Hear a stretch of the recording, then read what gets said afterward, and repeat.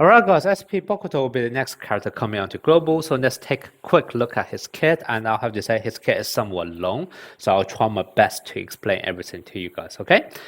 Towards the end of the video, I will also of course talk about my thoughts on this character as a whole, and whether or not you should be summoning for him. Okay, so let's start off with skill 1, a very long paragraph. Basically, he get a flat increase in terms of his power attack, and also when he's actually on the field, your team morale awakening is going to get 2 extra touches, okay? The main core mechanics of the skill is actually going to be from then this section in the middle, but probably the best way to actually interpret it is actually read this sentence first, okay? So when Bokuto is on the court at the end of each rally, your team morale will gain 40 points, and you will also gain some kind of stack called United Withstand. Now outside of this 40 points that you'll be gaining, any other team morale, which is not from this skill, so not from those 40 points, will be essentially converted. 100% of that will be converted, and instead all turned into the stacks for United Withstand. Okay, and the stack is basically a buff stack, so every single one of them will give a tiny bit of your buff to all your entire team's basic stack, and it does have a huge stack number, so you can stack it up as high as 199 times. Okay, so this basically have 2 implications. Number 1 is that your Bokuto's team morale awakening speed is going to be fixed, because you can literally only get 40 points after each rally. Anything else basically get used up in a different form, but then not team morale anymore. So basically the speed of your SP Bokuto going to team morale awakening is definitely going to be fixed, and it's going to take you 3 turns to build up 120 points, which is then what's going to be needed for you to enter team morale awakening on the 4th turn. Now in a normal PvP match right now, where it's best to the first team to 5 points wins, that basically means that you can only get 9 rallies. So that also means that if you play SP Bokuto's team can only ever go into Team Awakening twice. And in fact, the timing is more or less fixed as well. The first time will definitely be on the 4th rally. Then the second time you are going to go into Team Awakening is either going to be on the 8th rally or on the 9th rally, depending on whether or not your team morale awakening took an entire rally or 2 rallies. Okay, so the timing of that is pretty much fixed as soon as you play SP Bokuto. Now, if you do happen to have other ways of gaining team morale, for example, you're playing characters who can also give morale points, or even, for example, the cheerleading squad, etc., all of them will be converted into those buffs. Each one of them sounds very, very small on paper. However, because it can be stacked up a huge amount, if you actually do the math together, this is like a 32% increase into all of your teams, all of their base attack, which is crazy. Now, is this actually achievable? I'll leave that to a separate video. I have already done some simulations, so I can tell you guys a conclusion straight up. Yes, 199 stacks is possible. However, I have only found one particular combination of 6 characters who are able to reach this 199 stacks. Okay, so outside that one particular formation, vast majority of the time you wouldn't be even getting anywhere close to 199. You're probably more looking at the range of, let's say, 100 to somewhere like maybe 140 or 150 stat, but 199 is definitely going to be far-fetched unless you have that one particular team. As for what that team is, it's going to take me too long to explain it in the same video, so I'll make that into a separate video coming out in the next few days. Okay, so do watch out for that video. So there's that which is skill 1. The other thing I will also want to call out, even in that one particular team which I'm going to showcase, which can reach 199 stat, you would only be reaching that towards the very end of the match as well. Okay, so even with that full stat, yes, you will be getting a maximum 32% buff into all of your characters, all of their basic stat, but that's only at the very end. Obviously, when you first start off match, it's going to be a big fat 0. So if you really want to take an average, this is going to be more like equivalent to a 16% increase into your entire team's basic stats. Okay. Next, move on to skill 2. This is actually a short skill. It's a receive with a number, gains 3 stacks of United Withstand. The same as vast majority of the time you'll be building SP Bokuto with power spiking potential, so it's very unlikely he will be receiving. Okay, so vast majority of the time you can just ignore this skill. Next, we have skill 3, another long paragraph, and another one where you probably want to read it in a different order. Okay, so for this one, the first sentence you actually want to read is going to be this one, which is at the start of match when your SP Bokuto come onto the court, he will be in this unstable state. And then when you go into Team Morale Awakening, which remember that is going to be fixed on the fourth rally, that's going to be the first time when you go into Team Morale Awakening.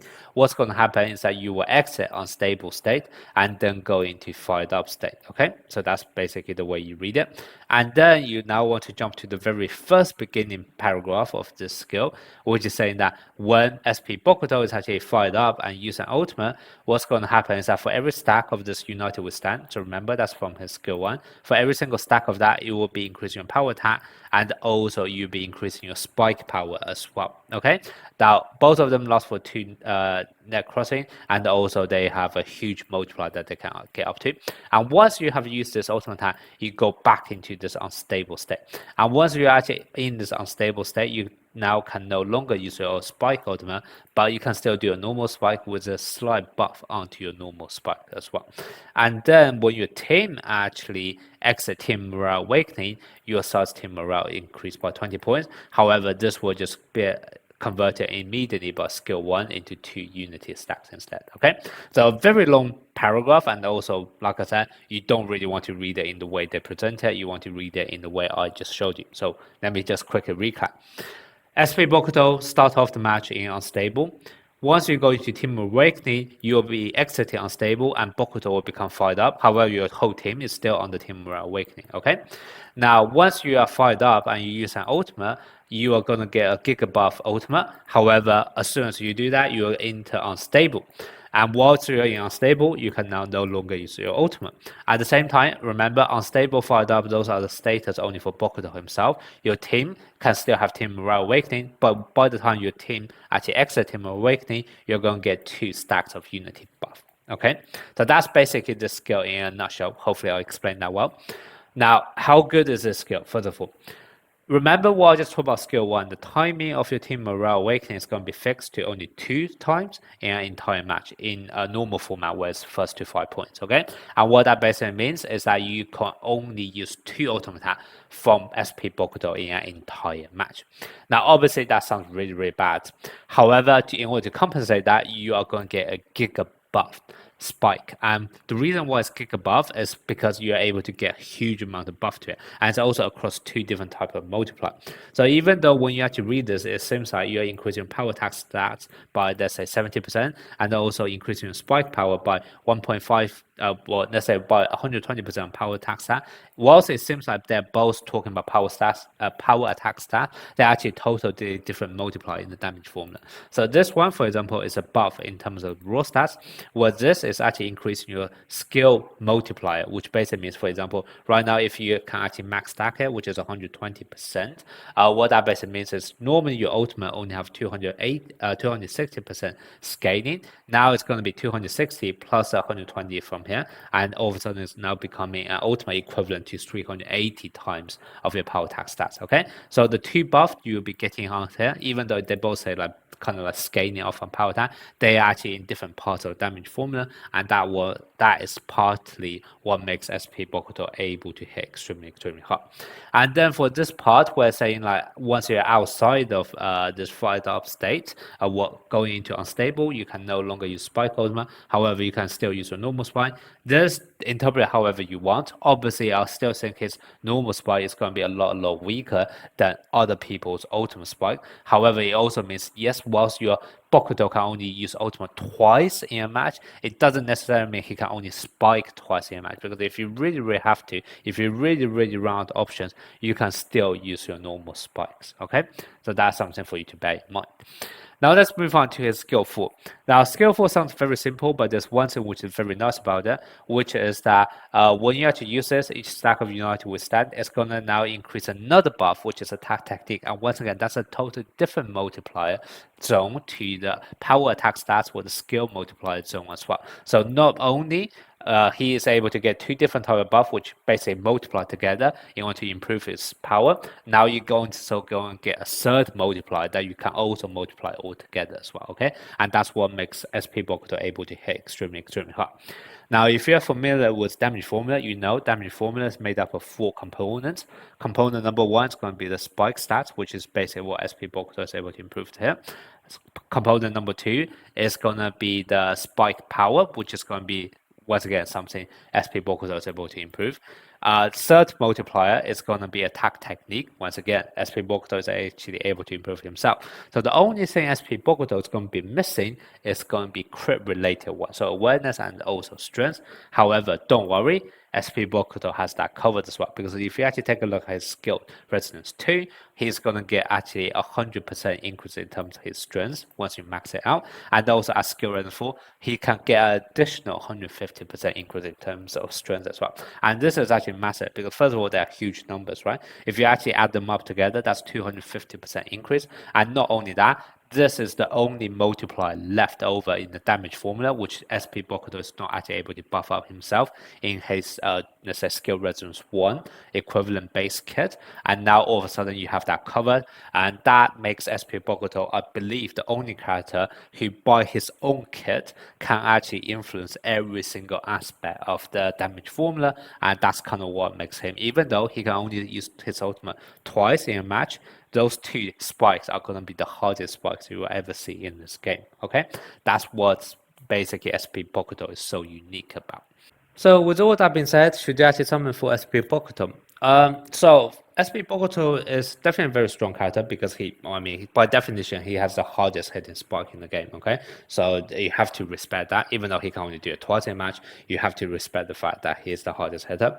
However, I think one of the key things you have to consider on deciding whether or not to summon for him is who are going to be the remaining member of your team. Okay, now when I say something like he has good synergy with SP Bokuto, I think a lot of people's first reaction is going to jump to SP Akashi because they do have good synergy from a morale perspective and also deployment bond, etc. But in all honesty, SP Akashi can be replaced by SP Okawa because a lot of the stuff that they're able to offer are quite similar. And if we really have to talk about the deployment bond and also the team morale synergy, what you realize is that first of all, SP Akashi only gives morale when at skill rank 2 and it's just 40 points at the end of each rally. So in total, you are only going to have 8 end of rally because by the ninth rally you will have already the matches right decided. So that basically means Akashi can only give 320 morale points across the entire match.